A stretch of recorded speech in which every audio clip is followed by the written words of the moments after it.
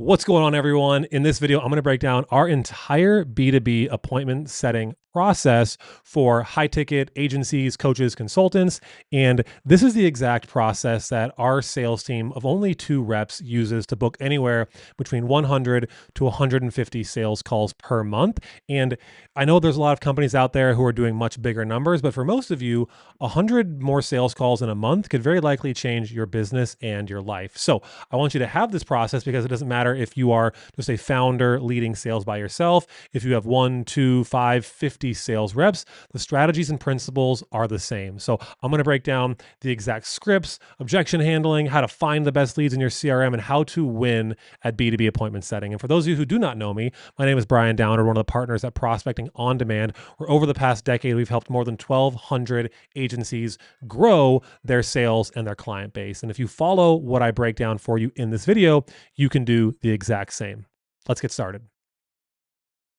We have 4 different categories and kind of sections we're going to go through here. So the first is going to be how to win at appointment setting. So we're going to cover why most fail, the golden rules, 3-caller context, so kind of where those different people are going to come from, building your warm list, creating a daily schedule, and then prioritizing your leads. Of course, next we're going to need the scripts. So how you say what you need to say, the tone you use, the objections you will get, how to qualify someone, how to introduce and open up a conversation with a stranger who doesn't know you yet, and then also just the qualifications around making sure you are calling to and speaking with the right people in the first place. Otherwise, you're going to be wasting your time. And then next would be CRM hygiene. So this is just structuring your opportunities in a way where you can pull the best ones from it, as well as sniping. So prioritizing the absolute best leads in your system and getting as much leverage as possible from the inputs and time you're putting in.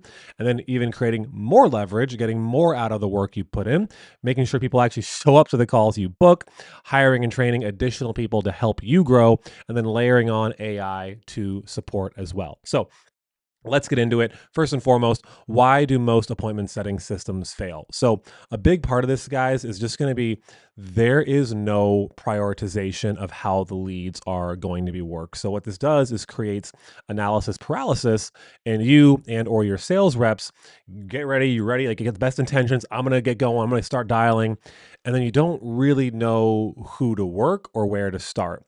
Or worse, you are starting with the wrong leads and ignoring all of the hot follow-ups that you may have just sitting right there in front of you, but you're going to go prioritize brand new people over that.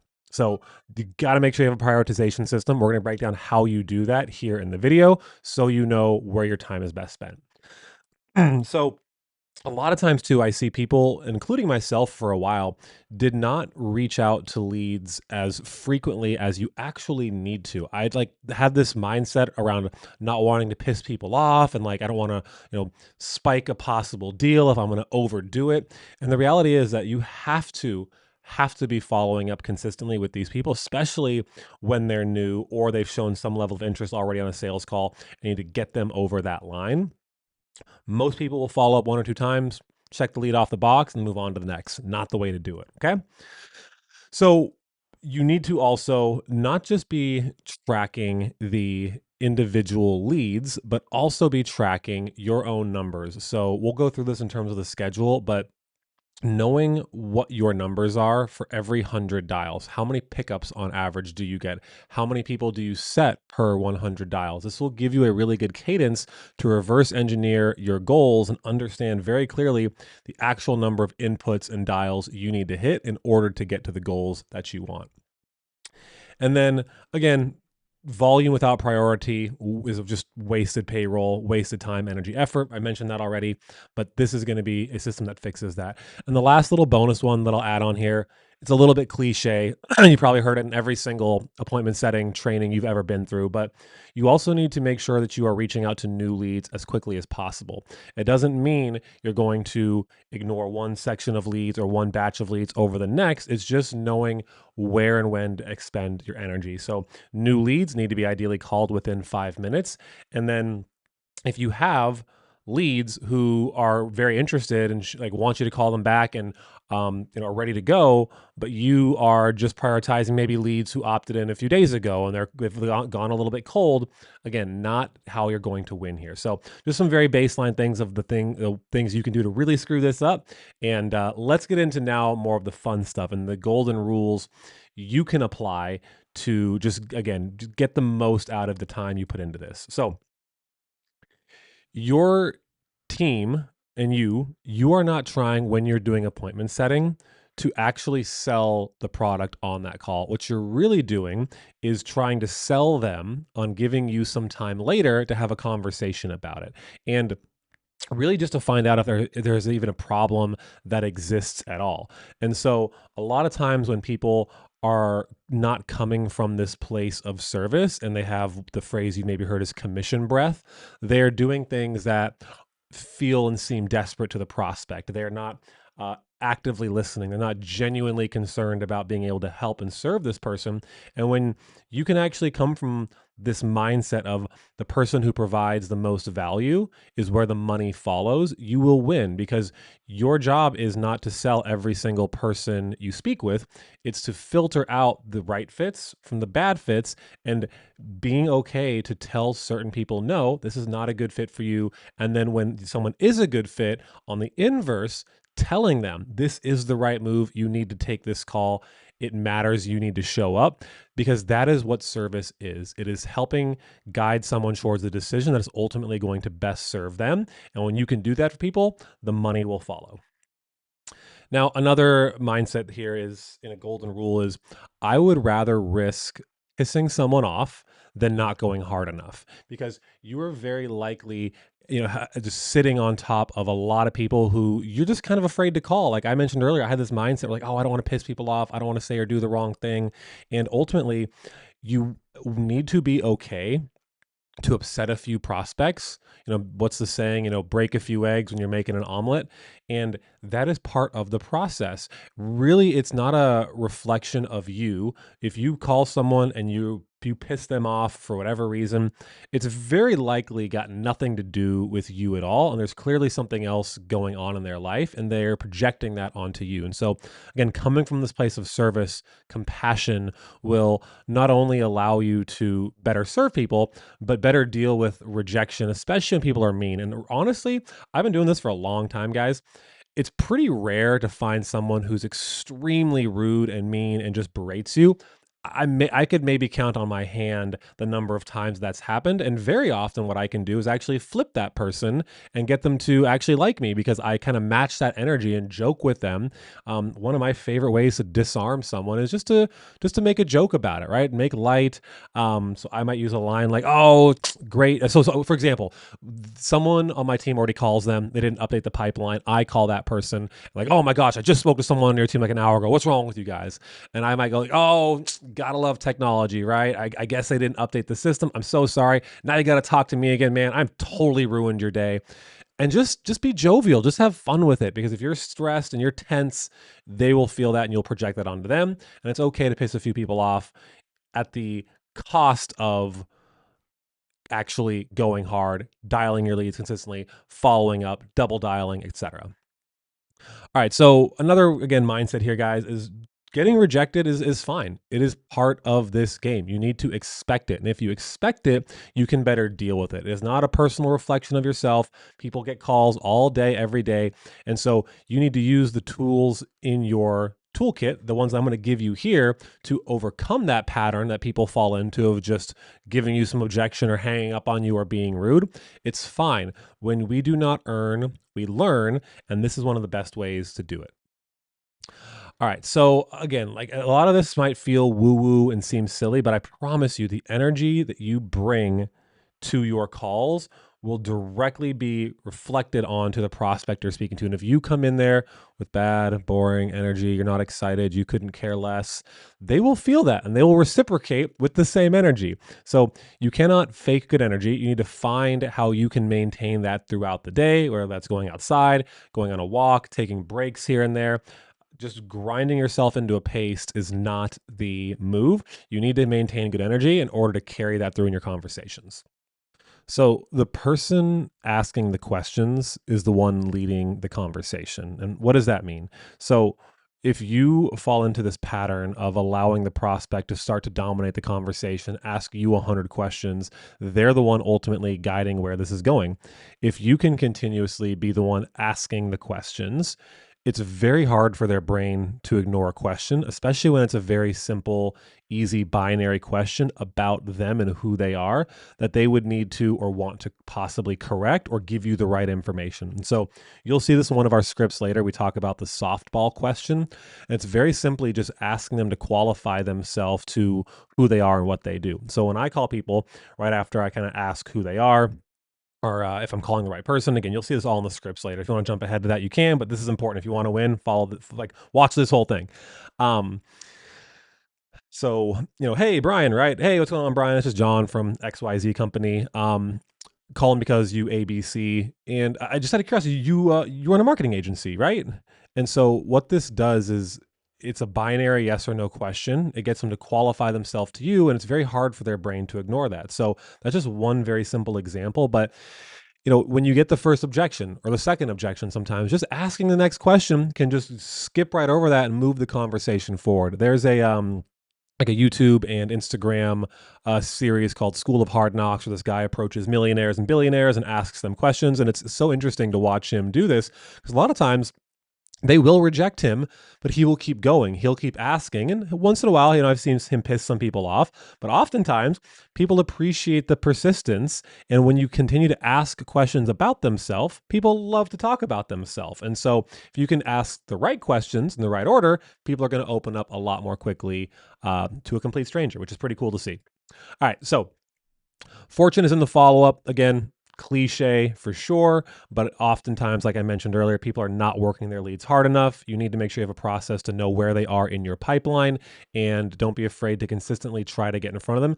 Act as if you need to get in front of them because you do, because the lifeblood of your business depends on it. All right, so this is another silly one. Never use the word follow up when following up.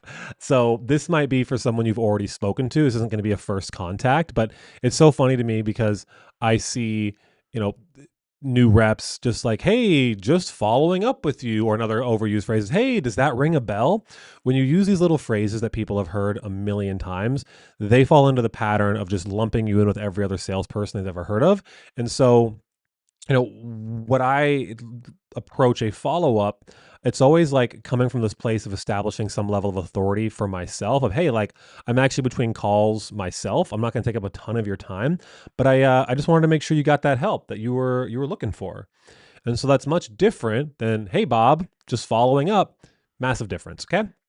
All right. So again, very often people have these knee jerk reactions to people who are calling them and like, oh, they're going to give you every objection in the book. Oh, send me an email, call me back later. I'm busy now. This isn't a good time. Whatever they say. And again, we're going to go through all those objections later, but they're not real objections. They are just initial reactions that people will give when a stranger calls them. So I want you to never accept those at face value and always push through at least the first 1 to 2 objections. And you can start to read people over time. You don't want to completely piss them off. Like I said, I'd be willing to risk pissing them off over not going hard enough. But too often, reps will just kind of roll over and not actually take the initiative to just push a little bit harder. Because if you just push a little bit harder, you stay in the pocket just a little bit longer, you can get a lot out of people. All right. So one of my things that I've really hung my hat on, and this is going to be, when you're starting out and you don't have a large list to work from, this will benefit you more. And the larger your list gets, you're going to need to be more selective, but non-scalable touch points. So personalized voice notes, sending Loom videos, these things that require extra time and personalized attention will get so much more of a return than just a standard like text blast or clearly a copy and pasted email. The money will follow those who provide the most value. Therefore, if you can come from a place of providing big, fast value that's personalized, you're saying their name because that's everyone's favorite word is their name, then it's going to go a long way in getting their attention and getting them to give you the time of day, especially if you don't get a pickup, right? Because a lot of times, we say B2B appointment setting, we're thinking, oh, like picking up the phones and dialing. And yeah, sure, that's a component of it. But what do you do with the really good leads who aren't picking up because they're too busy or their screen, or they are call screening you and just not picking up because they've seen you call them a few times already, right? How do you break that pattern and get in front of them? It's by doing what other people are not willing to do, which is the extra effort of personalizing voice notes, Loom videos, adding value. So, real quick example for really good prospects who have websites, I will just film them a 3 to 5 minute long personalized Loom video without their permission on their website, not totally just telling it's terrible, but giving them some friendly feedback and compliments first, like, hey, I like this, I like that, but I noticed a few things that might be costing you booked calls. I just wanted to share this with you because I saw you show some interest in what we do and I thought it would be helpful. And that will, again, it's the rule of reciprocity. I did something for them, they feel compelled to do something for me. Cool. Always double dial. There's different rules of or schools of thought around this, to be honest. I would say, double dialing is one of the ways that I've gotten most of my pickups is on the second dial, especially if someone is on do not disturb, because that will actually ring past the do not disturb, not every single time. And you might piss some people off. So, depending on the person or how I'm feeling in any given day, I might just do, I'm never going to outright lie to them. I might make a little joke like, oh yeah, I didn't know if, it was just going to ring me into oblivion or I got like a do not disturb. So I just wanted to make sure you got this information because I know you were looking for this help. And so again, make it about them and just casually joke about like why you're doing that. Or for me also leaning into like, yeah, well, we obviously want to make sure, we're efficient and work our leads, at the highest level, just like we'd want to be able to show you how to do and do for you if we were ever to work together. And so again, just two different ways to disarm someone. If you do piss them off, it's pretty rare though. Usually if you follow the scripting and using the tone that I'm going to show you here in a little bit, on a double dial, people aren't usually going to be too upset about it.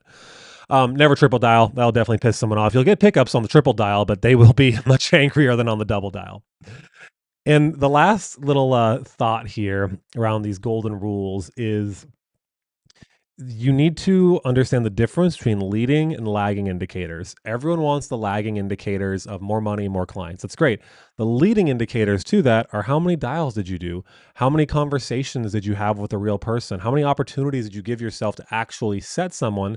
And the way that I look at it is it's like those arcade machines where you put the quarters in or the coins in, whatever, and there's a bunch of coins and quarters like dangling on the ledge, and you put a few in, and the machine pushes those ones on the edge over. This is exactly what that is like. The more quarters you put in, the more chances you have for the quarters to fall off the ledge. In this case, set calls and close deals. So look at it that way. If you're not happy with the number of outputs you're getting, you need to look at and probably ramp up significantly the number of inputs you are putting in to get those. Volume will negate luck in almost every single case. And oftentimes, too, volume can negate skill. So, for example, you give someone that's not that skilled a big list and they're calling hundreds and hundreds of people a day. Even the most skilled person, if you only call 5 to 10 people, you're not going to get that many pickups. The person with less skill will beat you purely because of the volume. All right, let's hop into the next part. There's 3 different contexts for callers or people who you will be dialing, right? So first is going to be my all-time favorite, the easiest to get in front of, the easiest to start a conversation with, people who actually came to you. So this would be an inbound lead or an inbound dial. So someone actually saw an ad, a piece of content you produced, and they opted in. They personally gave you their name, email, phone number in exchange for some type of value. These people are going to have the highest intent, but also the shortest memory because they're just on to the next thing. That is why, again, you want to call these people as quickly as you can, because even if you wait a few days, they will very likely not remember that they did that. And it's okay because we can overcome that objection. You'll see that later. But these are your best leads and where I'd be focusing on outside of obviously like your pipeline and people who are closer to the money. All right, so a warm call. This is one step above a cold call. A warm call would be someone who you had already sent a previous touch point to. Could have been a social media DM, could have been like an email, something where they maybe haven't even replied yet, or maybe they have. In a perfect world, right? They have replied, but you haven't moved that conversation forward. I treat, by the way, replies to outbound messages like an inbound lead, where I will call them as quickly as I can to get them on the phone when they reply to that outbound message. Now, if they don't pick up, again, we're gonna have some scripts here: text, SMS, voice notes, etc. We'll show you how to send. But there's this school of thought where, if you can reference a previous touch point, even if they haven't responded to that yet, it gives you just that half a second more time to get your foot in the door, pique their interest, and have them be more potentially open to the conversation of just like, hey, Bob, right? Hey, Bob, I actually connected with you on LinkedIn the other day. I reached out, but I know you get messages all the time, I'm sure. And so I just wanted to reach out personally to see if this would even be relevant to you. So you're referencing the previous touch point to get them to like, huh, wait, I don't remember that. I didn't see that message. What is this about? Instead of just purely cold. Now, cold calling is an option. No prior touch point. It's the hardest. It's going to have the lowest conversions. If you're dialing people with gatekeepers, so businesses, very, very hard, even if you're very skilled at this. So I'd be looking at getting cell phone numbers when at all possible. You're just not going to want to have to play that gatekeeper game. It's very, very challenging. So, ultimately too, just as a school of thought, like cold calling and warm calling, frankly, are more of a means to an end to be able to get your first deals over the line to afford to run paid ads. So that would be my school of thought. If you're not running paid ads, if you don't have inbound leads, you still got to do something to generate opportunities, but it's a means to an end. And that way you always have the skill set, because here's the truth: people are still going to treat you like you're cold calling, even if they opted into an ad like an hour ago. And they're going to say the same exact things. Who is this? What is this about? I don't remember doing that. Why are you calling me? Call me back later. So learning how to cut your teeth before you get to that, if you aren't there yet, is fine. It's good practice. It sharpens the blade. I cut my teeth cold calling for a long time. I don't really love it. Who does? But it can work. And it's frankly one of the things you control the most. So if you're in a place where, Brian, like, I need to make money yesterday, this is this one thing that you can control and do right now that no one can stop you from. You just pick up the phone and you call. Now, you have to be willing to do it, but that's a whole other conversation. All right. So let's talk next about building a warm list before you dial. Now, again, the warmer the leads are, the better this is going to perform. And so before you dial anyone, I would be strongly recommending you have this warm list just to make your life easier. Now, like I said, yes, you can do cold calling. It's not my favorite, but there are ways to prior warm someone up before you actually have that conversation. So option one is going to be direct ads. So this is not going to be an ads training. You can go on my channel and you can see, different trainings around that. But this is going to be running paid ads on Meta, YouTube, targeting your ICP. People opt in. You guys call them within a few minutes.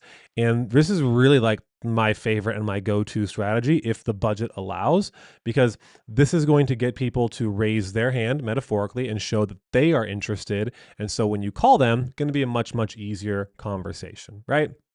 Number two, I'll go a little more in depth here because we are now still talking like this is appointment setting. Outside of just picking up the phones and dialing. So using social media DMs, and specifically what we call a Trojan horse sequence. Now, this is going to be that high touch, high personalization outbound and outreach that will make warm calling more effective, because even if they don't reply, if they watch the video, they'll maybe remember your name, your face, your voice. And so these things matter when you pick up the phone and call them, because if you just have that one little point of commonality or something they can reference, they're going to be much more willing to give you the time of day. And so what I like to do is not pitch them anything. It's really just to build intrigue and interest in what you possibly sell. And so there's two parts to a Trojan horse, basically outbound message, right? You're going to have a short written text that says, Hey Brian, had a quick question for you because dot dot dot could be whatever. And hey Brian, had a quick question for you because I saw we share some mutual friends and connections on LinkedIn. Hey, had a quick question because I saw we're in a similar industry. Hey, had a quick question because I saw you're part of a local association that I'm considering becoming a part of. Had a quick question for you. Dot dot dot. And then it's a voice note. Because what happens now here is you built intrigue. They're going to be curious to what the question is and they can't read it. And if they just read it, it's not going to come across the same as if they can actually hear your tonality, hear your voice, hear you're a real person, not just sending random automated messages. And so then I'll send a voice note that goes something like this. Hey, what's going on, Brian? Hope you're having a great day. I just had a super quick question for you because I checked out your guys' business on Google. And it looks like you guys have some amazing reviews. I think you'd actually be a really good fit for what we do. So I don't want to pitch you necessarily without your permission, of course. So if you're open to it, just give me like a thumbs up or a yes back to this voice note. And what I can do is send you over a really short 2-minute demo video on how it works. And that way you can tell me if you feel like it makes sense. And then more than happy to hop on a call and show you what that works looks like. If not, it's totally fine either way. I appreciate your time. Cheers. And so there's a number of very subtle things happening here, right? You are giving them some type of context as to why you chose them. So it's basically a well researched outreach message. You're not going to pitch without permission. You make the call to action very, very simple and the commitment bar very, very low. It's like, hey, I'm going to send you a very short video on how this works.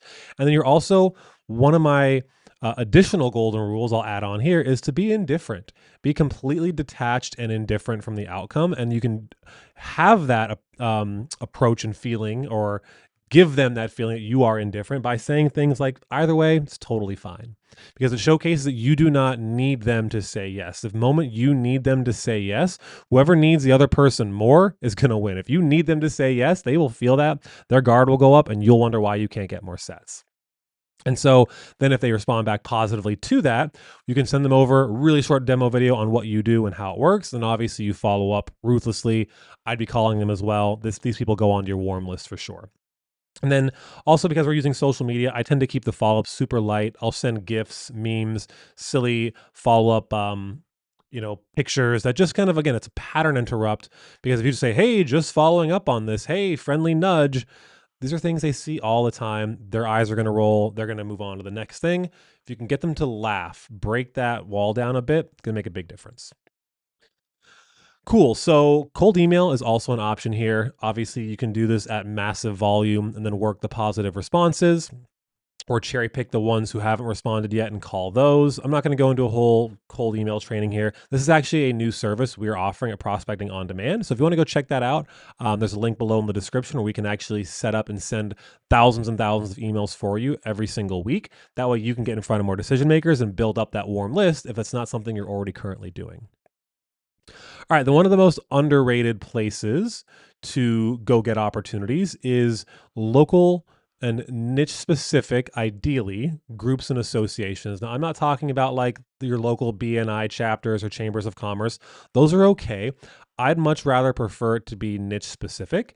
And what you can do is find these different communities, these pockets of your ideal buyers. And sure, you can do this online. There are Facebook groups.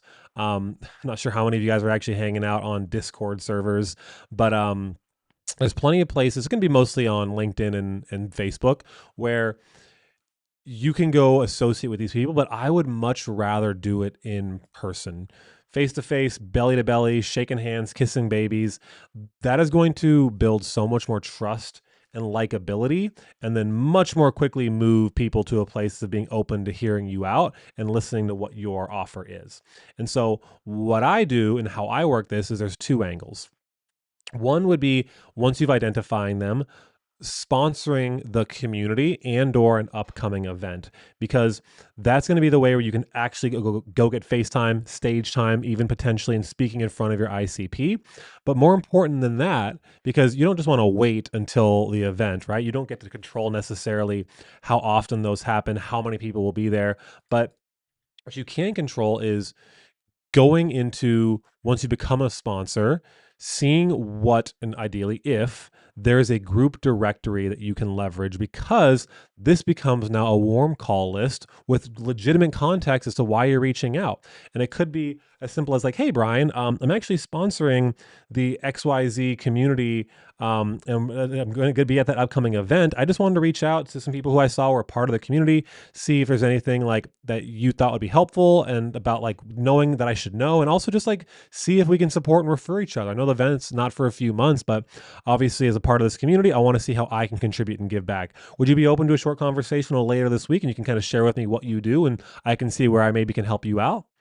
Again, you've manufactured a reference point and something that is a point of similarity you can use to get that foot even further in the door. All right. So, in terms of your warm call hierarchy, you're going to have people who opt into your ads. They're going to be the highest intent, call them immediately. People who respond positively to your DMs or emails. So, anyone from your outbound who responds, they're up at the top of the list as well. Community connections. So they haven't maybe interacted with you yet, but they're on the warmer side because they share a point of commonality. People who have not replied to your cold emails and cold DMs, again, still technically leaning towards somewhere between warm calling and cold calling. And ultimately, the bottom of the list is going to be true cold calling. You have the most control, but it's the hardest for sure, and really again, a means to an end to be able to do some of the other stuff at more scale. All right. So let's look at a daily schedule that I would recommend for most reps out there. So 9 a.m. to 9:30, you're going to be doing your admin, update pipeline notes, tasks, end of days. That's just making sure you're organizing the leads you're going to call, any notes are updated from previous days, and really just doing the things that require no skill, because actually staying organized, making sure you've got notes on your prospects, updating the right pipeline stages, it's going to go a long, long way in just allowing you to, again, prioritize who you reach out to, which I'm so excited to show you this coming up here in the video. One of the best parts of this, you're going to absolutely love it.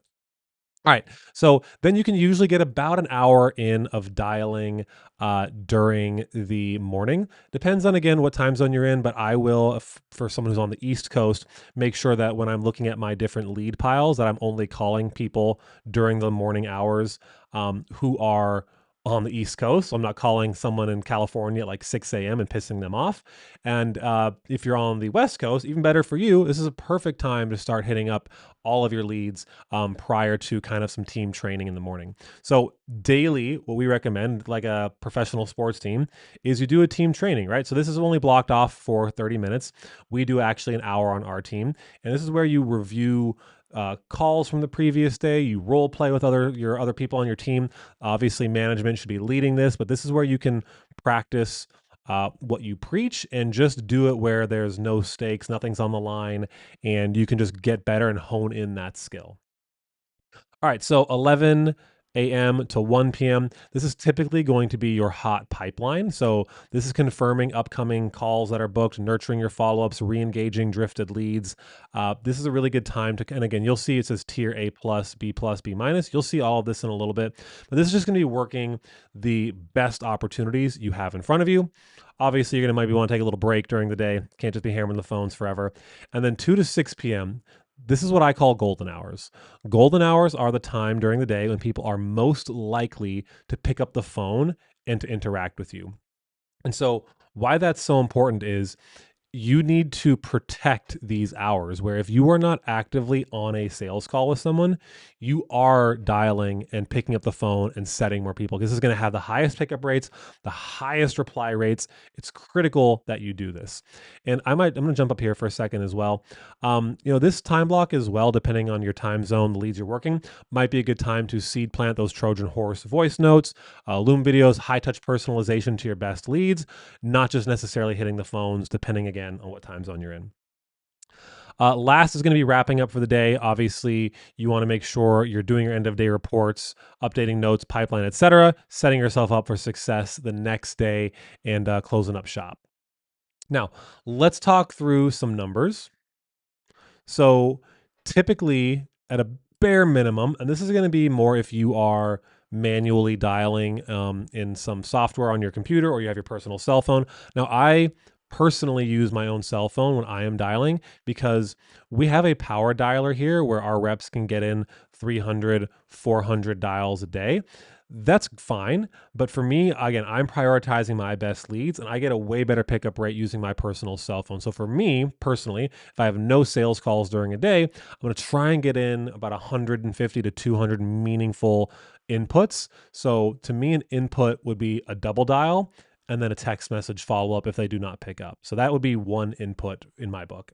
And I would just write that down. I'd go on to the next.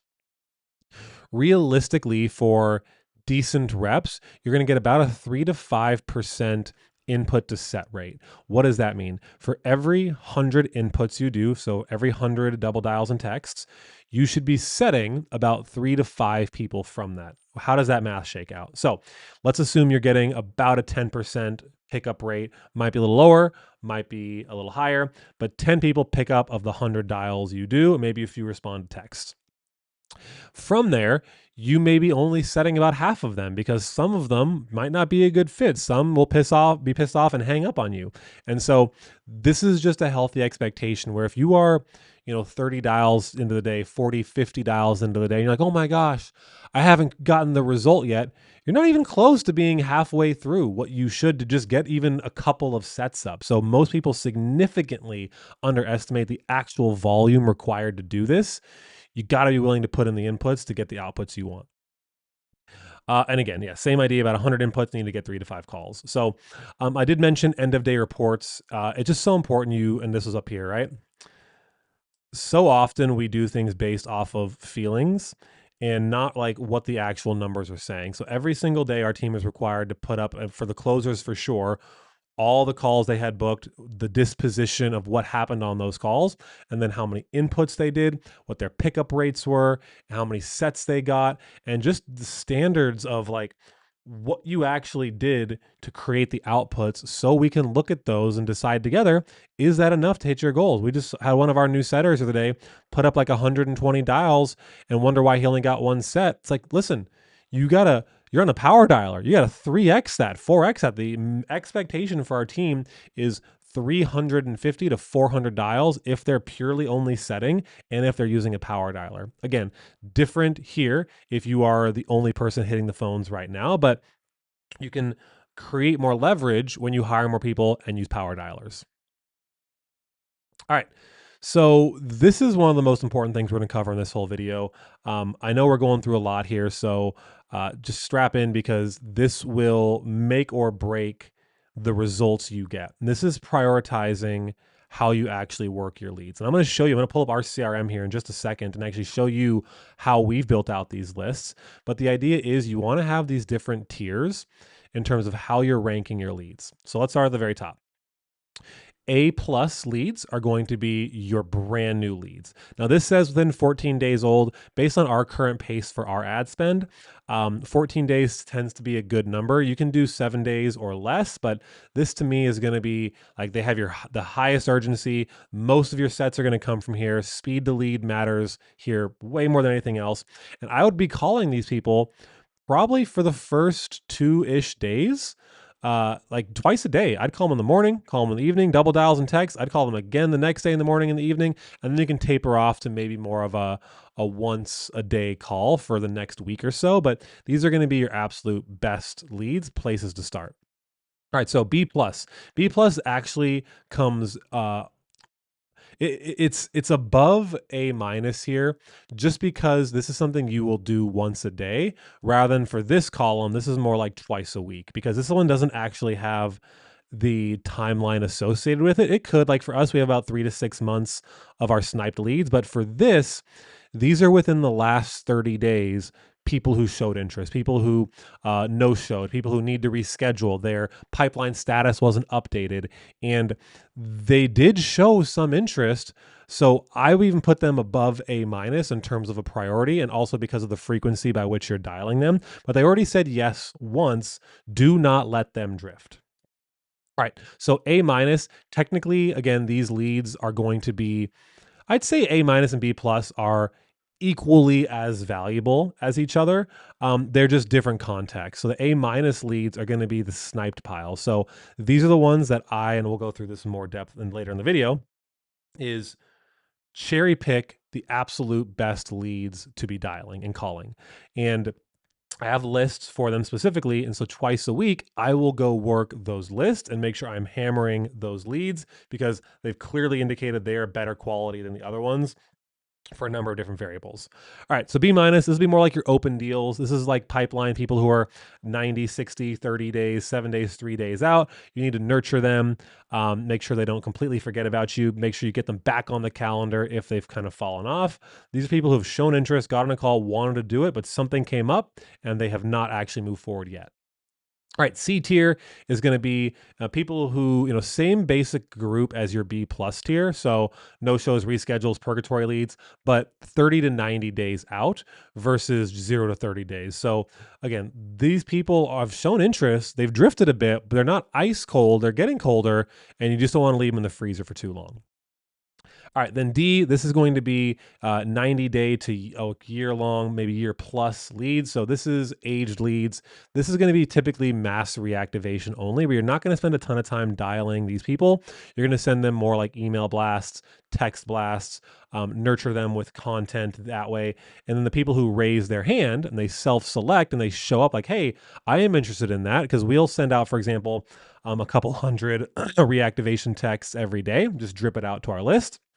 And then the people who respond positively to that, they jump all the way back up to technically now a new lead. So even if they opted in a year ago, but they've recently re-raised their hand and shown interest in a reactivation text, we treat them now again like a new lead.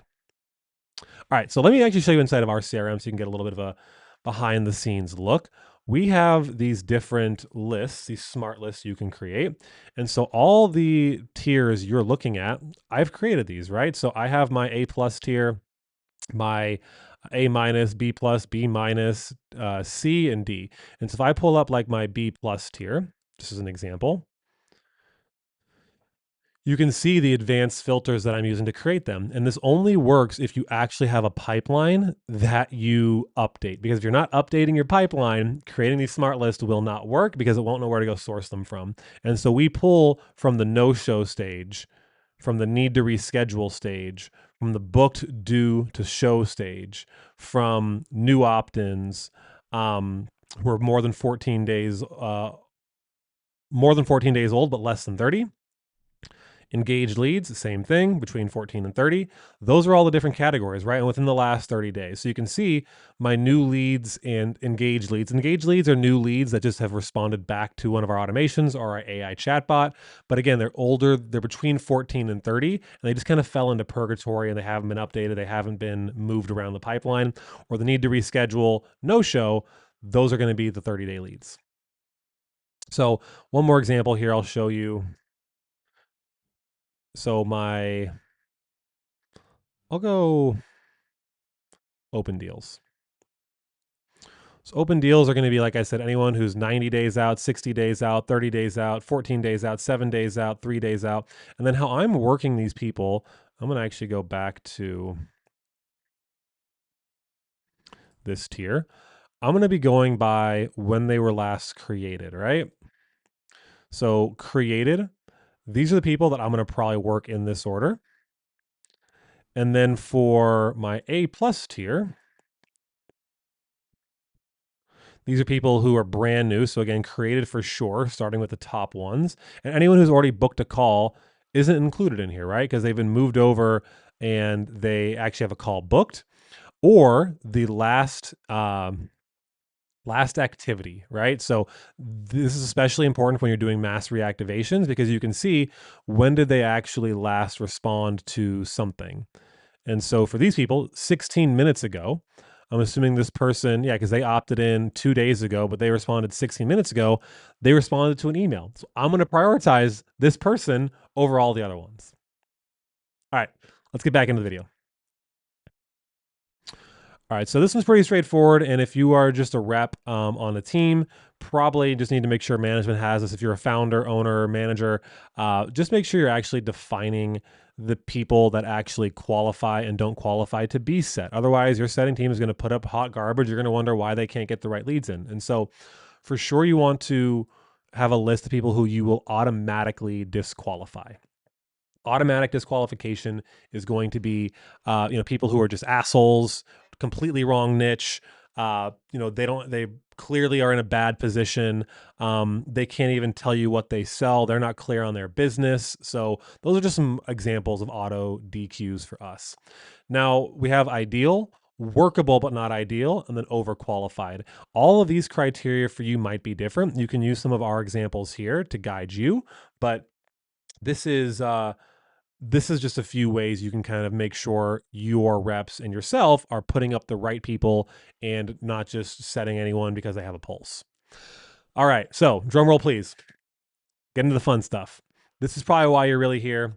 We're 43 minutes into this training, but that's okay. Everything else we just covered is going to make everything I'm about to show you work even better. So if you skipped to this point, it's okay. I still love you. Go back and watch the rest as well when you can. These scripts, though, will absolutely crush for you. I've been using these for years. Our team's been using them for years. We put up hundreds and hundreds and thousands, honestly, of sets at this point, just over the past couple of years, using these scripts. All right, let's talk about your new inbound leads. So this is someone who has responded recently to a reactivation campaign. Maybe they responded to an outbound message, or more ideally, they just came through an ad you're running or a piece of content. They just opted in and you're picking up the phone and calling them. So let's read through it. And again, guys, these are just intros, not the full script.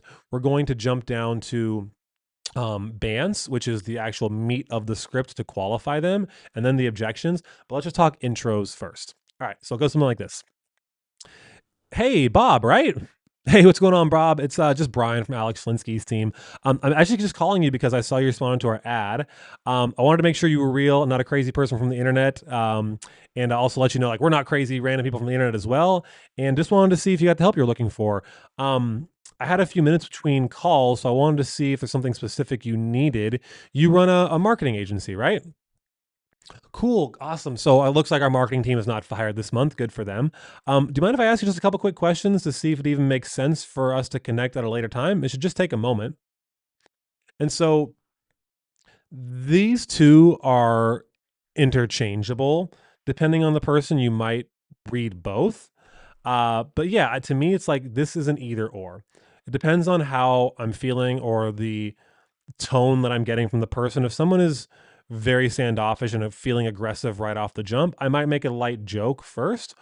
Or if they're more casual, more passive, I'm just going to get right into like, hey, I just had a few minutes between calls. I just wanted to see if there's anything you needed help with. And so, again, this is super subtle, but they had a few minutes between calls. The subtext of that is you are busy as well and you do not want to take up a lot of their time. And so, again, depending on the person, I'll go back and forth. I might be like, hey, Bob, right? Hey, Bob, what's going on? It's just Brian from Alex Linsky's team. So I just responded to one of our ads. So I just wanted to make sure you weren't a crazy person from the internet, let you know we weren't either. And yeah, make sure you got the help you're looking for. You're in a marketing agency, right? For XYZ business, right? Or, hey, it's just Brian from Alex Linsky's team. I saw you opt into one of our ads, so I actually had a few minutes between calls and just wanted to see if there's anything specific you needed help with. You run a XYZ, right? Cool. Then you get the permission to go into the rest of your conversation. Cool. Let's keep rocking. Now, this is that high touch personalization that I was mentioning earlier, where if they don't pick up when you call them, which is very common, again, pickups might be 10, 15% on a good day. And so I might do something like this. And again, the Trojan horse style is text them first, context, like, hey, Bob, Brian from prospectingondemand.com. Quick question since you just came through our ad, ... Hey, what's going on, Bob? It's Brian. Like I said in the text, not AI. I just wanted to make sure you know I was a real person. I saw you come through one of our ads, but I didn't want to assume, if you were actually looking for outside help or if you were just looking for ideas. Either way is totally fine. But if you are open to and looking at new ways of getting more clients, just give me like a thumbs up back to this voice note, and I can send you a quick overview of what we do. If you're not interested, just let me know as well so the team doesn't bug you too much. Cheers. Something like that. And I love the takeaway of like, hey, let me know either way so the team doesn't bug you, so they can, if they are truly not interested, tell you no and not waste your time trying to get in front of them later. All right. So another version of this is if you were going to just send a text. Again, if you're on your list of like B and C tier, D tier especially, that are just much bigger lists and they're not like super hot leads, I'm not going to personalize that as much. I might just send a text that says something like, uh, hey Bob, it's Brian with prospectingondemand.com. Saw you come through our ad but didn't book a call. Were you just looking for ideas, or did you need help finding a time to see if we can help you get more clients? So again, if they're higher quality leads, my sniping piles, my new inbound leads, I'm going to treat them like gold, personalized voice notes. If it's more of my generic bigger lists, I'm just going to use like a copy and paste text and just swap out their name. All right. So for more of the aged leads, it's going to be very similar to the new inbound leads. You just slightly change up the context of why you're calling. So again, I'll read this through. Hey, what's going on, Bob? Hey, or Bob, right? Hey, Bob, it's Brian from Alex Linsky's team. I'm calling you because you actually responded to one of our ads previously about getting some help with your marketing agency, but I don't think we ever got a chance to actually personally connect. So I just wanted to see if you got the help you were looking for. Again, coming from a place of service, you're very quickly rolling through like, hey, I previously came through, but we didn't get a chance to connect context. So wanted to see if this would help. All right. So I also strongly recommend when someone self books and gets put on your calendar, or they come through the ads and they book the time themselves, you still pick up the phone and call them and reach out, right? So you can also try and move up the call if at all possible. And this is more of an advanced tactic. Where you basically smash as many calls together as you can in a row. And if you have calls tomorrow and later this week, you move them up to try and do them even sooner. Or worst case, you just confirm that call with the person, because it's so much harder for them to ghost or no show an actual human that they called them and that they like, versus some faceless company that they got a couple automated texts and emails from, right? They're much, much more likely to ghost, no show the second one, versus if you called and briefly spoke to them and just like, hey, just wanted to make sure, like, if there's anything you needed for me to come better prepared for that call, that I could do that for you. Makes a huge difference. Cool. So this is going to be more of your drifted leads. So they showed interest at some point, but there is no clear next step. This is one of those where this is essentially follow up, right? Now, you are not going to actually use the word follow up, but this is how I would typically approach this. So I use this tonality here that like they should already know me. If you've spoken to them before, literally have the tone of like they're one of your best friends and they should know exactly who you are, even if they likely still don't. So I'll go something like this. Hey, what's going on, Bob? It's just Brian again. Yeah, from Prospecting on Demand. I just had a moment between calls today. I remember we spoke a couple weeks back. But yeah, I just wanted to make sure you were getting the help you were looking for. So I apologize I wasn't able to get back to you sooner. I hate assuming, and know we're all really busy, so I figured I would just speak to you directly. Had you found what you were looking for in terms of getting more help with XYZ, or were you still possibly looking for some help with that? And then if they're saying, and again, knee-jerk reaction is, oh, we're all good, we tried something else, ask questions. Don't just take that at face value and say, okay, cool, have a good day, bye. No, ask questions. So, oh, that's great. So like, what have you done differently? What's been working about it?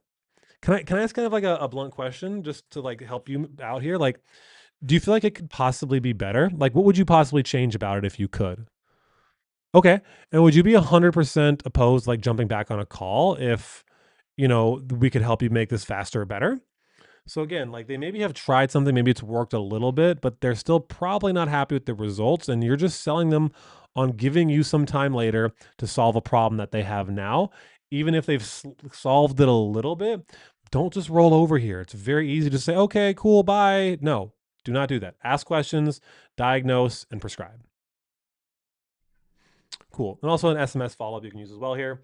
Now, if you are doing more of a like mass reactivation, this is like D tier. Um, just a couple of different text examples. I'm not going to read them off here, but you can see, versions of this you can use to get back in front of someone. All right. So the warm call. So this would be if you are calling someone who you have DM'd, you have sent them a cold email, and maybe they responded, maybe they haven't, but this is the approach that I would take. Hey, what's going on, Bob? It's just Brian here again with Alex Linsky's team. Looks like you and Alex actually connected over Facebook. So he asked me to reach out personally and just see if you got that.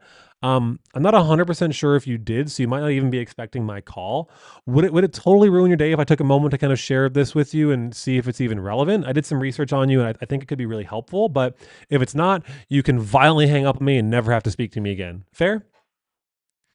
So again, a lot of things here to unpackage, but I like especially if you're calling for someone else, to put the blame on them. Tell them, hey, they asked me to call you personally, so it's not about you. If you're calling for yourself, it's fine. You can skip over that part. And then just call out and take away their ammo, right? If you say the objection they're already thinking, it's hard for them to use that against you. So, hey, you might not be expecting my call. And then I joke, like, hey, if like, would it totally ruin your day if I could see if this would even be helpful for you? I did some research and I think that, what we do here could help you. But if it's not, you can violently hang up on me and never have to speak to me again. Is that fair? So using some light humor, if you can get someone to laugh, guys, like in the first like minute or two of a conversation, huge game changer, right? All right. Now let's get into the meat of actually qualifying someone. So BANTS stands for budget, authority, need, timing, and situation. We're not actually going to ask it in in that order, but the goal is to figure out and extract from them if they are genuinely a good fit for what you do. And so, situation questions are going to look like this. Like, hey, like what are you hoping like this would solve since you took the time to opt in? And if they hesitate, you can tell them reasons why other people come to you. Oh, like a lot of people come to us because they're looking for A, B, or C. Any of those like feel true for you as well, or is there something else that'd be more helpful? Okay, got it. Like, how are you currently getting clients? And then one of my all-time favorite catch-all questions for someone after you've got through the intro, they haven't hung up on you, they haven't totally said no to you, but they're still kind of have that guard up, is just asking like, "Hey, well, like, could I just ask and be direct? Like, what is one thing if you could change what you're currently doing to get X, Y, Z? Like, what would that be? What would you change?" This is then going to be that trigger for them. What is most painful? What are they really dealing with? This is one of the best catch-all questions you just need to like tattoo on your face. Always go to this if someone is kind of not opening up or not sharing details with you. All right, so need and desire. Just again, what are they looking specifically for help with? What is their particular goal? Why that goal? And then where are they right now? So this is just understanding the need and desire around basically building a gap around what is going on, and do they actually need what we're selling, or do we need to disqualify them? All right, timing and urgency. So, hey, like, just out of curiosity, like, what is your timeline for being able to start taking steps towards that goal? What would like solving this do for you specifically if you got there? And I just got of curiosity, like, why haven't you done something about this already? So, just understanding the timing. You're not going to read every single one of these questions off word for word, guys. You just need to make sure you hit on all of these and extract the general, again, what's their situation, what's their need and desire, what's their timing, and then obviously on the budget side. So I always go with this frame of like, hey, so obviously there's a financial commitment required to work with us. We've got different packages that range from X to Z depending on how much support you need. I guess what I'm curious is if are you open to and in a place where you can invest in your business to grow right now, assuming the right offer comes along? And if I showed you a clear like return and path towards doing that, do you think that anything could possibly change on the budget side? Again, if they push back, if they say no, I might just lean back in. It's like, hey, it's all good. So actually, what a lot of our clients do is, in a situation like this, they'll take advantage of outside funding partners to get the help sooner rather than later. Would you be open to looking at that if you knew it could help you get the results sooner? And now you're back in it. All right, then authority. This is basically like anyone else need to be involved in the conversation. Make sure you get all decision makers to the next call. And then the ending of the script is the tie down around basically like, hey, so listen, after everything you just shared with me, I know without a shadow of a doubt it'd be super helpful for you to get on a quick call with one of our people here on the team. That way they can go deeper on your specific situation and give you feedback to see what makes the most sense. And then I do not wait here for them to say, yeah, that sounds like a good idea. I immediately assume the set and I go into asking what is their time zone. So yeah, like what time zone are you in? Okay, cool. So that's great. Do you have like tomorrow at ABC or XYZ available? Great. So what I'm gonna do is connect you with Sarah and you'll get a few auto texts. And then can I ask just one small favor? If anything like changes and you need to reschedule, just let us know ahead of time. And then by the way, before I let you go, how familiar are you with what we do here, if at all?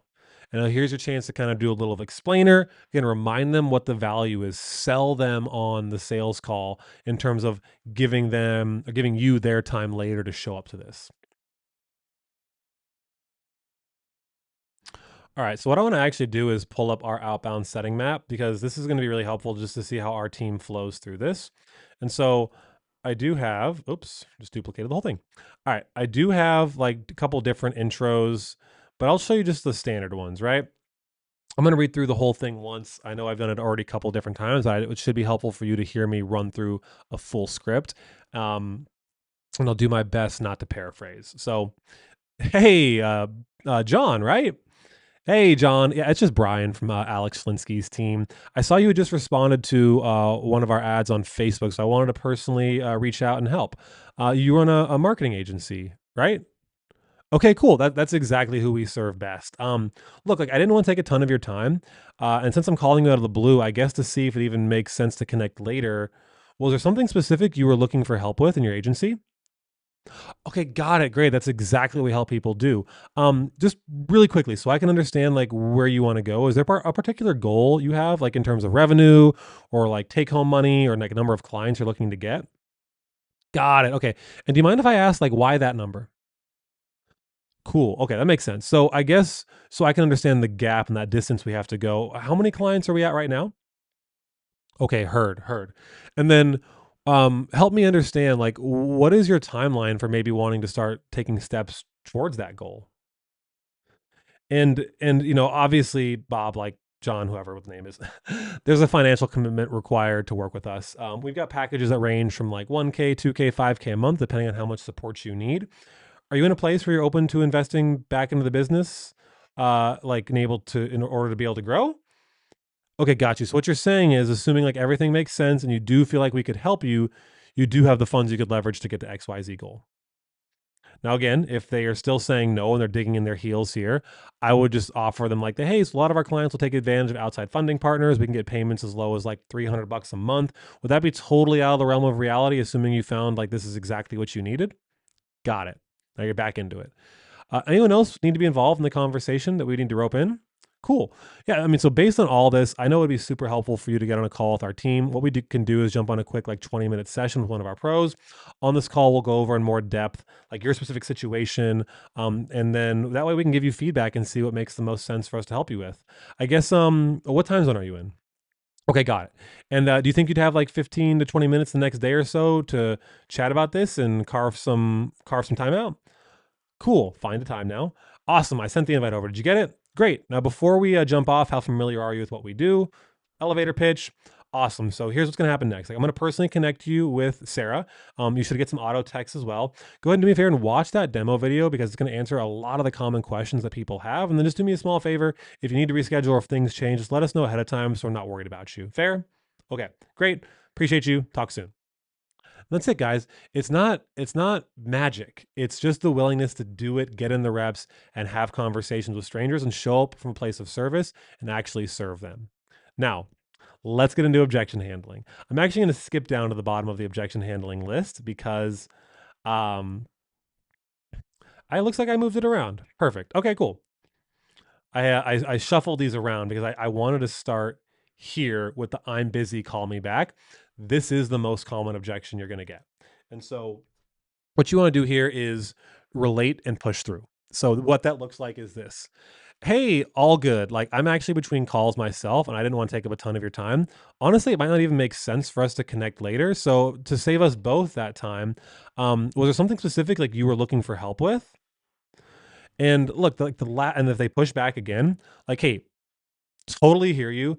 But if I could be direct, like the last thing I want is for life to get in the way and then you end up not getting the support you need for something that could actually help you because, we're here right now. You picked up. Let's just do this really quickly. And that way, if it doesn't make sense, you never have to talk to me again. Or a tentative set if they're really pushing off, or you can hear like there's clearly chaos in the background, kids screaming, they're in the car, something's going on. I'm in the doctor's office. Like all these things have happened when you're calling people. Like, hey, like, look, it's all good. And so why don't we do this? Instead of chasing each other around, like, would you be opposed? Like, could just throw a 15, 20-minute call on the calendar. That way we can come back to this without having to hunt each other down. And then you'll get a automated message with the video breaking down exactly what we do. And if after you watch that too, just let me know if you totally hate it and you feel like it wouldn't be a good fit. But, if you're looking for XYZ help, I know this would be helpful for you. That is how we can deal with this and just keep pushing through. All right, send me an email. Hey, yeah, I can 100% do that. I guess, would you be totally opposed to me asking a quick question just so I can make sure what I actually send is relevant? Cool. And now you get into BANTS. Like, so, like, what would be the number one thing you'd be looking to change about XYZ? Okay. So listen, I know you got to hop right now. It's totally fine. Would you be totally opposed to a quick 15-minute call? Like, you'll get, something actually like really useful out of that instead of a generic email. And then what will happen is in that automatic email, uh, that you will get, you can have that video. It'll break down what we do, and then you can just cancel if you ultimately hate that. Again, guys, very similar to I'm busy, call me back, but just trying to get the tentative set, trying to move them closer, just booking the call. Um, and I always like to make a joke of like, would you really trust us to help you build a sales system if we just sent you an email or it rolled over and took that objection? So I like to joke about that sometimes as well. All right, we're good. Just looking, not interested. Hey, yeah, all good. Can you help me understand what you mean though when you say that you guys are all good? Like, if there was one thing you could change about how you're getting clients currently, like what would that be? Like hypothetically, and if we were super confident that we could solve that for you and at least give you some good ideas, would you be opposed to a quick 15-minute call to explore that? Worst case is I'll give you some solid feedback and point you in the right direction. Not ready, don't have the funds. Hey, yeah, it's all good. Like, can you help me like understand like what you mean by that? Like, we haven't really even told you what the investment is yet. Like, we've got a lot of different options for people to work with us. And like hypothetically, if after that conversation we were both super confident we could help you grow and you saw a clear ROI, would you be opposed to exploring some payment options we have? Worst case in the call, we can walk away with some solid feedback and a plan we could put together for when this could make sense for you. Right. And so it's this idea of like, you want to think about car commercials. They don't lead with the actual sticker price of the car. They lead with the best monthly payment for the most qualified buyer because usually, again, budget's not going to be an objection if you've got decent funding options. It's going to be trust or urgency to have this conversation. All right, one of my favorites to deal with. I don't remember doing that. Why are you calling me, right? Hey, listen, I'm the same way. I don't remember every single thing I opt in. I guess I'm less interested in whether or not you remember and more interested that something about that obviously caught your attention because most people are coming to us looking for like more clients. Is that true for you as well? Or is there something else you're looking for? Maybe I can help you out. So again, it's not about do they remember or not. It's about something clearly spoke to something they're going through. What is that thing they're going through? How can you help them? You get them out of this mindset of like trying to rack their brain of what they did or how they found this. That doesn't matter. What matters is do they have the problem that you can help them solve? Get them back into focused onto outcome based thinking. Or hey, why did you double dial me? Right? We joked about this a little earlier. Like, hey, I didn't mean to alarm you. That first ring kind of was wonky, like went to straight to voicemail or like rang off into oblivion or whatever version of that happened. I wasn't sure if it went through. And our software gets kind of weird sometimes. I'm sorry. While I have you though, is there something specific you were maybe looking for help with since you took the time to opt in? So again, joke about it, blame the technology, blame someone else in your team, fall on the sword yourself. It's pretty rare that I'll make this version of this joke, but sometimes I might go, "Oh yeah, I'm just a crazy person, and I'm super eager to get people I can help with on the phone." Joking, obviously, and then you can move into it, right? But if you could just get that humor, get them to give you a little laugh. Um, People just aren't used to what sales really looks like, and so they have this belief, and you just help them break that belief by just being nonchalant about it. All right. Let's talk about your unfair advantage. This is going to be tone and how you deliver the words you're saying. It's not just what you say, it is how you say it that'll make or break all of this straight up. Cool. So having that familiar, like I know you tonality, especially for follow up and aged leads, it sounds like you're calling someone that you've already spoken to before. They should know you. It's relaxed, warm, casual, like, hey, what's going on, Bob? I'm glad I caught you, man. It's been a minute. Or hey, what's going on? Yeah, it's just Brian again from POD. How you been? And so I won't ask someone like, how are you doing or how you been if it's the first interaction I've had with them. But if I've already spoke to them, I'm gonna have that tonality like they should know me. And oftentimes they're gonna not, and that's okay. And I just joke about it, like, oh, how dare you not remember our conversation we had months ago? I'm just kidding, obviously. I just wanted to make sure you were getting the help you needed. So again, just the joking, guys, is gonna make a huge difference in this game. All right, confused or curious. So like genuine like genuinely having that tonality of like, huh, help me understand. Oh, I'm sorry. Do you mind explaining to me? I'm not sure I follow. Yeah, what do you mean by that exactly? Or like, hey, this is Bob, right? So all and or like, oh, you run a marketing agency, right? So it's subtle, guys, but it's very different than, hey, you run a marketing agency, right? That can work, but when you are confused, concerned, they hear that in your tone and they then want to try and help you understand. It's just how our brains work as humans. When we hear that tonality, we're not like, they're playing some sales ninja mind tricks on me. They're like, oh, I need to help this person understand. I'm going to answer their question now. Makes a big difference. Um, yeah, and so again, concerned coming from a place of service. This is a not just this is I guess this was confused and curious, right? So can kind of be bleeding into the same thing: concerned, confused, curious, all the C words. Um, and then this is just showing genuine empathy and concern for what's going on. And you need to have this if you want to be good at sales. You need to genuinely be concerned about the consequences of if they don't do something about this. And so this comes to like, hey, I just really wanted to make sure you're getting the help you were looking for. And I would hate to assume that you found the help and then I didn't reach out and then you didn't get the help. And I apologize I wasn't able to get back to you sooner. Like that's on me, but I just wanted to check in directly. These are really critical talk tracks you can use, especially in follow up, to get people to understand and clearly see without you saying it that you're coming from that place of service. And then I mentioned this already a couple times in this, but indifference is going to be one of the biggest keys to being successful here.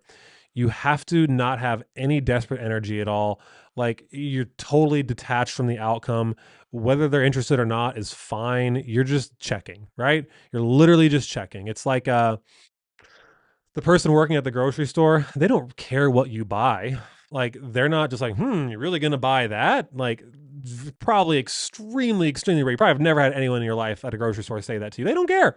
They're just here to help you with what you need help with. And if you can bring that same energy of indifference, not apathetic where you don't care, but that you are indifferent to the outcome, huge game changer. All right, let's talk about pipeline tracking, CRM column structure. So you want to basically in your CRM have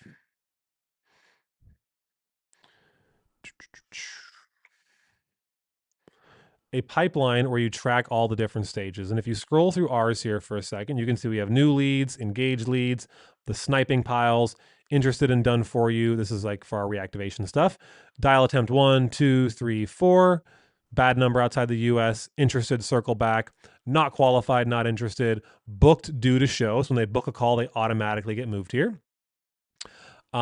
Closer no show, closer need to reschedule, closer good leads to rebook. And you can see that it makes a transition here, right? It goes from setter to closer. Everything to the left is a setter disposition where they haven't actually been set yet. Then once they are set, they move here, and the closer takes over and updates manually. Do they no show, need to reschedule? Are they a good lead that needs to rebook? So again, this is a sniping pile, but for the leads who you've already had some type of interaction with. Long-term nurture, 90 days out, 60 days out, 30 days out, 14, 7, 3 days out. Deposits, closed, people who are ghosting, not the right time, follow up. So you can see, it's better just to have it in that visual, but you can see here, your new and inbound leads, they go into group 1. Setters own the setting columns. Closers own the closer columns. We just ran through all these. You can kind of pause this and read through it in detail if you want a little bit more. And then, making sure, again, as part of your EOD, your end of day notes, and as a setter for sure, make sure every single person that you set or had a conversation with and even DQ'd has as much of this information as you can. What is their offer service? What's their current revenue? What's their goal? What's the timeline? Like, how are they currently getting clients, if possible, if you've got that out of them? What's the main challenge constraint? What's the objections they raise? You don't have to get every single one of these, but getting as many of them as you can is going to set you either yourself or the person you're setting up for the sales call up for as much success as possible. And yeah, again, like doing the stuff that takes no skill. So daily pipeline hygiene is a non-negotiable, right? And I typically, this is a quarterly cleanup. or not, don't do a quarterly cleanup, right? Yeah, definitely don't do that. I typically will do once a week, really clean it up. Every day, of course, you're doing it, but weekly as well. And then monthly, I'll usually stack up my sniping pipelines just so I know who's the best leads to work and how I prioritize my time. All right. So again, CRM sniping. So I brought this up a few different times already. And the idea is not all leads are created equal. And so to me, what signals a high value prospect that I would put onto my sniping lists is an actual business domain email, right? Not Gmail, not Yahoo, not Hotmail, not AOL. Someone who actually has a real business domain, they're going to go into my sniping pile every single time. People who have real names. And I don't want to be rude, but when you see someone has like a wonky name that might not be from the States or it's overseas or clearly strange name or weird email, okay, those typically are not going to be flagged as sniped priority leads. I'm going to skip over those. Any application data you have, if they partially filled out an application, if they filled out an application but didn't book a call, if they filled an application, booked a call but didn't show or needs to be rescheduled, obviously having that data where if they've already indicated an amount of money they're making or their urgency level, this will help you prioritize those people as well. And then recent engagement, right? So I showed you this earlier in our contact list. I will work not only when they were created, but when they have recently responded, because this again showcases intrigue, interest, intent, all the I words, and yeah, you want to prioritize them over everyone else. So if you have these columns like I just ran through up here, all these different columns, you should be tracking your leads, and you should. This will allow you to then in your contacts create those views like we went through a little bit ago, where anyone who was in the interested circle back columns, anyone who's booked due to show but ended up in purgatory, weren't updated, no show, like good leads to rebook, advanced filters using the revenue threshold or the application answers. So to me, the better the lead, the more channels and more touch points you deploy. So I would, if I got a really damn good lead list, or like person on my lead list, I'm gonna be reaching out to them on social media. I'm gonna go try and find the website, the phone number on their website. I'm gonna be double dialing them. I'm gonna call their grandma. I'm gonna pick up their dog from the doggy daycare. Just kidding, don't do that. Like whatever you can do to get in front of them, intensity is elevated based on the value of the lead, and you can use lead scoring as well. Most people watching this video probably don't have that that need to do that just yet. You probably don't have that many leads, but it's another great way of like just giving numbers and more weight to a lead with certain criteria. Obviously the sniping pile, and then your tasks as well. So any leads who you've associated a task with, hey, this person said follow up at this time, I need to nurture them at this time. All of those are things you can get back to and make sure you're prioritizing and doing first. All right, let's bring this home. So making sure people actually show up once you book them. You can honestly, people focus so much on increasing their close rate. You can get the same throughput by just increasing your show rate, and it's much easier to increase your show rate than it is your close rate. And so just going from like 40 to 60 or 40 to 70 is almost doubling the amount of calls you would have normally if you can get people to actually show up. So this is one of the highest points of leverage in the entire process. And so layer one is going to have some very simple automated texts that you send out, automated emails, texts. That's the standard. You should be doing that no matter what. But I also would want you to manually be triaging them. And for me, that looks like something like this. Like, hey, Bob, it's Brian from XYZ. Yeah, we spoke a little earlier today, and I scheduled you for XYZ time. Just wanted to personally connect you with Sarah before that call. She's amazing. She'll take care of you. We'll talk soon. And so if you are the person, let me see actually real quick. So if you are the person who booked the call for yourself and then they self-booked, you're just not going to do the triage, right? Where you're connecting them with someone else. It's going to be more like, hey, Bob, it's Brian again. I just wanted to personally reach out. It's my actual personal cell phone, not automated, LOL. And make sure you got the link and code for our call, okay? It should have been sent over in one of the auto texts. So again, it's just this additional layer of personalizing to make sure that they know this is important to you. You're going to be there. You're going to show up. And it's almost a little bit of a guilt trip to make sure that they show up as well. All right. So positioning the call as worth showing up to. So 100% one of the most underused things, but this idea of selling your sales call. So show up happens before the actual call. Like their intent of how willing they are to show up is directly correlated to how well you sell them on making them feel like they're going to get something genuinely valuable for showing up, not just that they're going to walk into a sales pitch. And so I always like to just use the easy frame of like, hey, like I'm going to make sure that, you walk away with some specific, steps on your situation. Even if ultimately we decide we're not the best fit to work together right now, I'm going to make sure you leave with a full picture of how to get the results you're looking for. Sound good? So I'm selling them on making sure they show up because I'm not selling them on the product yet. I'm selling them on something more valuable, their time that they need to sacrifice something else to give you. And if they don't feel that they're going to get something out of that, nothing else matters. All right, and so diagnosing a low show rate, typically it's going to come down to lead quality, the amount of time between booked calls, and then if you're not nurturing manually, personally between the calls as well. If you're just relying on automations, you're going to have a bad show rate. If you're booking people too far out, you're going to have a bad show rate. And if obviously the lead quality is just garbage and it's not the right ICP and they're not qualified, not going to show up. So pretty straightforward. All right, so this we can do a whole entire video on, but I'm going to just give you the fast version here because you were really here for like scripting and getting the best leads from your CRM. But this is going to be basically where or when to hire. So what I recommend is you need to have this skill so no one can take it from you, but I'd always still recommend having a consistent source of good people you can hire, right? Commission only people are going to be very hard to retain if there's not a lot of money to be made yet in your business.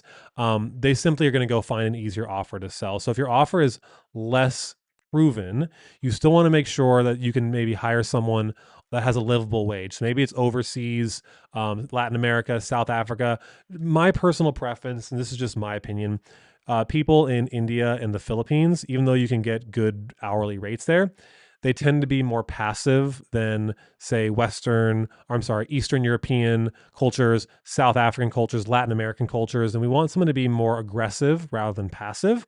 And so that's where I'd be looking to hire someone. But it's also, once you really dial in your offer and your lead flow and how you can prove to your setters and closers they can really make money, then you can go commission only. But for now, I might be looking at, like, if you're starting out, hiring someone on a base who's okay, you train them up every day, and they also get a small commission associated with that. But the point is, they don't need to live off the commission. They don't need to hit the commission to actually earn a livable wage. Big difference. Cool. Lots of places you can find setters, right? So your own community, your own clients, referrals from the current setting team you have. There are lots of appointment setting communities out there you can find where people are actively looking for jobs. Of course, there's job boards as well. You can make job posts on Indeed, LinkedIn, whatever. There's also placement companies. This is one of my personal favorites because they have pre-vetted and oftentimes trained talent, and you can save yourself a lot of headaches by just going to these companies. And they usually have good replacement policies if that person ends up sucking. All right, so a couple different options here. Again, like pure commission would be the most ideal scenario. Typically, it's going to be about 10% of closed deals, 5% of set closes. You can be more aggressive with that depending on what your margins are and how aggressively you want to hire for talent. But again, you're not going to usually find good people who will stick around long term doing this unless they can actually make money. If you are still figuring your business out, like I said, hiring someone overseas typically going to be better, and they can just be consistently dialing with you, because I want you to, again, I cannot stress this enough. You need, as a founder, to have the ability to be a rainmaker, to be able to make money when you need it and not put yourself in a position where you're relying on someone else to do it for you. Because if they can't or they won't, and you just keep circling and hiring all these people who can't do it, and you can't do it yourself, you're stuck. You're screwed. Have the skill, do it for yourself so no one can take it from you, and then only stop doing it for yourself once someone else has consistently proven they can do it as well. That way you always have the skill. There's always someone making sure your calendar's full. And then, yeah, and depending on, the individual, how good they are, how much training they need. Typically for us, week one is going to be just onboarding scripts, like offered training, joining team calls, learning. I like to start them on week two pretty quickly on live dialing. I don't like this baby bird syndrome, like where they have to like stay in the nest. Like, no, I want them to go fly, get live reps in, get reviewed by the sales management team, myself, our sales manager, and just give them feedback on what's working and what's not. Then they can tend to be more individually dialing. They don't have to have as much oversight over their shoulder. And then, by week four, it's typically going to be weekly check-ins, making sure they're doing their end of day reports and joining throughout all of this, the daily team training calls. And then here's just non-negotiables from day one. They have to do their end of day reports, update their pipeline every day, notes logged on every contact, and attendance on the daily call. Cool. And then again, like if they're still making, like if they're making hundreds of dials a day, but they're not getting any sets up, problem is almost always the tonality or the scripting. Lead quality, again, if you got your funnel dialed in, less likely of a challenge, but still possible. Or the most common, their activity level or their effort, right? If you do not actually track what your team is doing at the end of a day and they're not reporting back to you, there's no accountability. They're just going to do whatever they feel like. And it's promise you it's not going to be in alignment with what your expectations are. Then you will be disappointed. All right, cool. And to bring this home, been a long one. So thanks for sticking it out with me. Where AI fits into this, because yes, clearly AI is huge now. It's super helpful. It cannot legally outbound dial. And outbound dialing is going to be your highest return on your time in a setting position, being on the actual phones, not texts, not emails, not DMs, calling people. That's going to be the highest return because you can manufacture a conversation right then and there and set the person instead of going back and forward all day. And so we use AI in a tool specifically called CloseBot to automate the initial auto responses. So if someone responds back to an automated text after they opt in but don't self-book, the AI will pick that up and immediately, whatever time of day is, have the conversation and try to go set someone. Also, when people respond to any of the other automated follow-up texts, or they respond to a mass reactivation text, or as well as we use AI to just transcribe the call notes and log them into the CRM. Super helpful to not have to like go write every single thing down, but just take your transcripts, put it into AI, and then get a really good notes for yourself and the next person.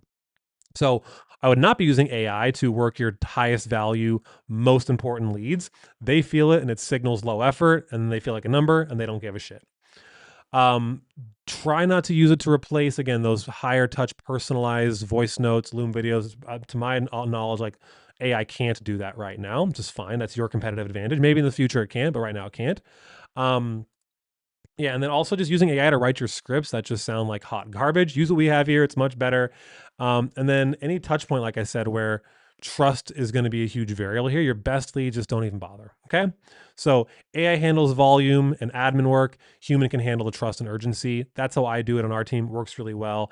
And the closer, obviously, the closer they are to the money, the more important it is to have a closer in that position, in that seat, working through that with them.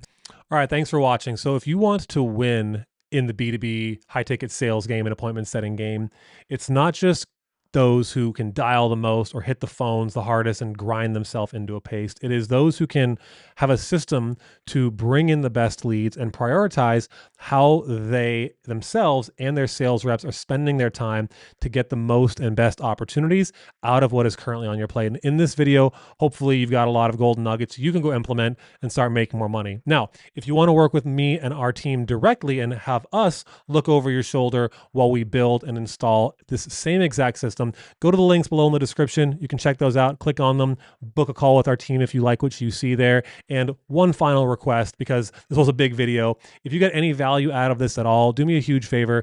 Hit the like button, drop a comment below, subscribe to the channel. That'll help us reach more people and put this in the hands of more people just like yourself and make more impact. So I appreciate you. I'll see you in the next one. Peace.